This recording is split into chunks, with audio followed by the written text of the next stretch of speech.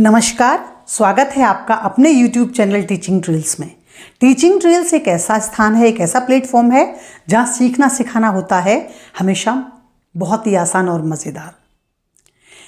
जैसा कि आप जानते हैं कि बोर्ड की परीक्षाएं बहुत दूर नहीं हैं।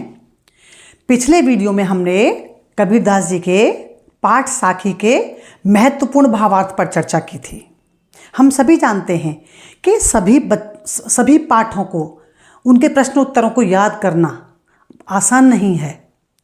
तो इस वीडियो में हम बात करेंगे प्रीवियस ईयर्स में जो बोर्ड की परीक्षाओं में इस पाठ से संबंधित जो प्रश्न पूछे गए हैं वो कौन कौन से महत्वपूर्ण प्रश्न हैं।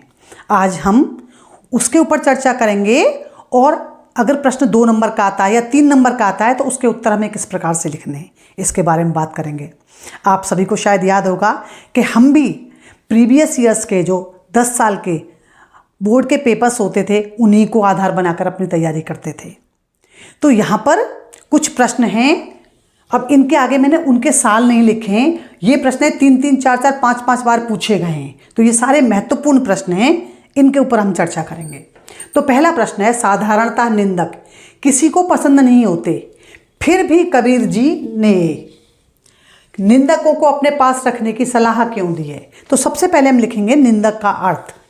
निंदक का अर्थ है ये कोई ऐसा व्यक्ति जो हमारे किसी अवगुण को या किसी बुराई की ओर हमारा ध्यान केंद्रित करे और उसके सुधार के प्रयास करे। तो जब बार बार वो हमारी आलोचना करेगा, बार बार वो हमारे उस दोष की तरफ हमारा ध्यान खींचेगा, तो हम उस दोष को दूर करने का प्रयास करेंगे।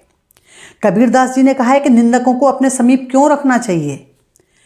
कि हम सभी जानते हैं कि हमारे स्वभाव में, हमारे व्यक्तित्व में बहुत सी बुराइयां होती हैं, लेकिन हम कभी आत्मचिंतन नहीं करते, हमें वो बुराइयां नज़र ही नहीं आती हैं। लेकिन जब निंदक व्यक्ति उन बुराइयों की ओर हमारा ध्यान दिलाता है, बार बार हमारी आलोचना करता है, तो हम उन बुराइयों को धीरे धीरे दूर करना शुरू कर देते हैं, अपने व्यवहार में परिवर्तन लाते हैं और इस प्रकार से हमारा जो व्यवहार है वो बहुत ही निर्मल बन जाता है। तो वास्तविकता में कबीर के अनुसार निंदक हमारा शत्रु नहीं है, हमारा सच्चा हित चिंतक है, हमारा हितैषी है। दूसरा प्रश्न है, मीठी वाणी बोलने से औरों को सुख और अपने तन को शीतलता कैसे प्राप्त होती है। तो सबसे पहले मीठी वाणी के लाभ। कि मीठी वाणी एक ऐसा स्वभाव का गुण होता है जो सबको अपनी ओर आकर्षित करता है। जो व्यक्तियों का व्यवहार बहुत ही मधुर होता है वे अपने वचनों से दूसरों को भी अपना बनाने की कला जानते हैं। और हम सभी जानते हैं कि कठोर वचन मनुष्य को दुख पहुंचाते हैं। उन कठोर वचनों से हम दूसरों को दुखी करते हैं, यहाँ तक कि अपने लोगों को अपने से दूर कर देते हैं।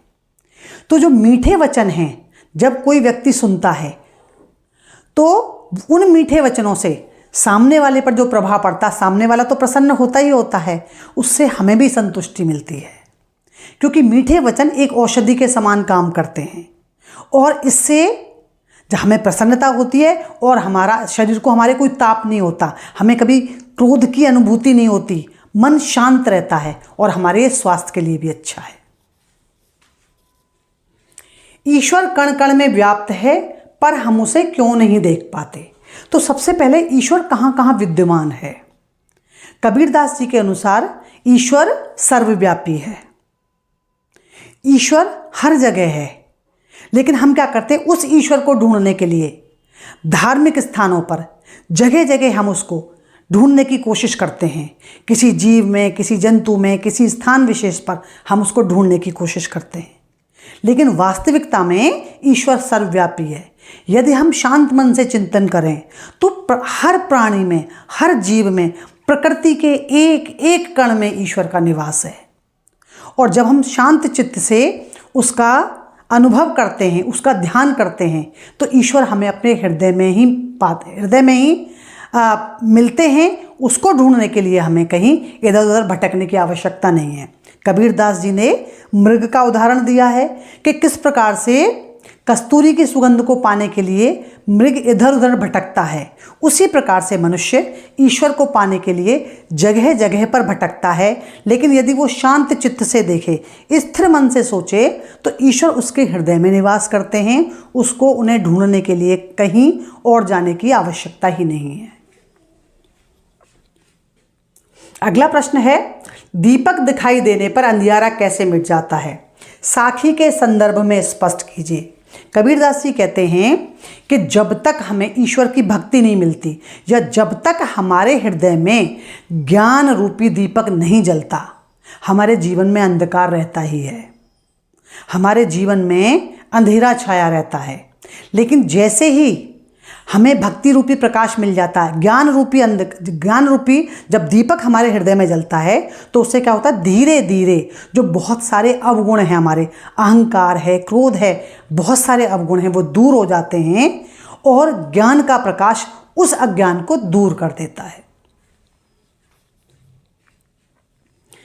अगले दोहे में या साखी में कबीरदास जी कहते हैं, संसार में सुखी व्यक्ति कौन है और दुखी कौन है? यहाँ सोना और जागना किसके प्रतीक हैं? तो सबसे हम पहले बात करेंगे सुखी व्यक्ति की। सुखी व्यक्ति वह है जो वास्तविकता से दूर है, जिसने खाने पीने और ऐश्वर्यपूर्ण जीवन को ही अपने जीवन का उद्देश्य समझ लिया है, तो वह व्यक्ति सुखी है। और जिस व्यक्ति को जीवन की वास्तविकता पता है, जिस व्यक्ति को पता है कि हमारा जीवन का उद्देश्य केवल खाना पीना और सोना नहीं है, मनुष्य ईश्वर का ही एक अंश है, तो उसे जब इस स्थिति का पता है तो वह दुखी है। यहाँ सोना वास्तविकता से अनभिज्ञ रहना, वास्तविकता से अनजान रहना, यहाँ सोना है। और जागृत होना, भविष्य के बारे में सोच करके जागृत होने के उपाय करना या ईश्वर को प्राप्त करने के उपाय करना जागृति की अवस्था है। एके अशिर पीव का पढ़े सुपंडित होए।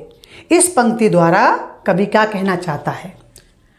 कबीरदास जी ने हमेशा पुस्तकीय ज्ञान की अपेक्षा व्यवहार ज्ञान को अधिक महत्वपूर्ण माना है। उन्होंने कहा है कि बड़े बड़े धर्म ग्रंथ पढ़ने से, बड़ी बड़ी पोथियां पढ़ने से कोई पंडित नहीं हो जाता।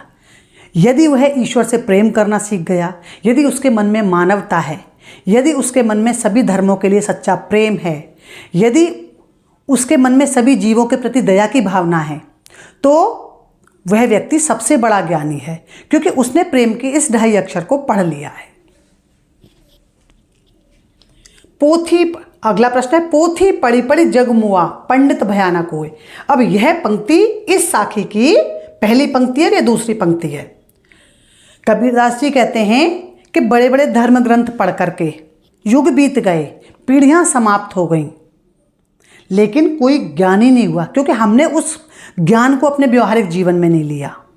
और वास्तविकता यह है कि जब मनुष्य ने बहुत बड़ी बड़ी पोथियां पढ़ ली, बहुत बड़े बड़े ग्रंथ पढ़ लिए, तो उसके मन में अहंकार आ गया, और उस अहंकार आने से उसके जो व्यवहार में बहुत सारे विकार आ गए, जो बहुत सारे गुण थे वो उस अहंकार के कारण समाप्त हो गए। जैसे कि मैंने आपको बताया था अपने पिछले वीडियो में कि संस्कृत की एक उक्ति है, विद्या ददाति विनयम। पहले समय में हम देखते थे कि जब व्यक्ति के पास बहुत ज्ञान होता था तो वो बहुत ही नम्र होता था, लेकिन आज के समय में स्थिति उल्टी है। मनुष्य जितना ज़्यादा ज्ञान अर्जित कर लेता है, उसके अंदर उतना ही अधिक अहंकार आ जाता है, और उस अहंकार के कारण उसमें जो बहुत से मानवीय गुण हैं वो समाप्त हो जाते हैं या वो उभर करके नहीं आ पाते हैं। तो मैं आशा करती हूँ ये वीडियो आपको पसंद आया होगा। प्लीज़ कमेंट करके अपनी राय हमें ज़रूर दीजिए कि अगला वीडियो आप किस विषय पर देखना चाहते हैं। मैं जानती हूँ कि जितनी सारी कविताएं हैं वो उतनी ही महत्वपूर्ण हैं, चाहे कर चले हम फिदा या पर्वत प्रदेश में पावस हो या तोप हो। तो आप मुझे बताइए कि अगला वीडियो आप किस विषय के ऊपर देखना चाहती हैं। अगर चैनल को अब तक आपने सब्सक्राइब नहीं किया तो प्लीज़ सब्सक्राइब कीजिए, दोस्तों के साथ इस वीडियो को साझा कीजिए। तो मिलते हैं एक और नए वीडियो में।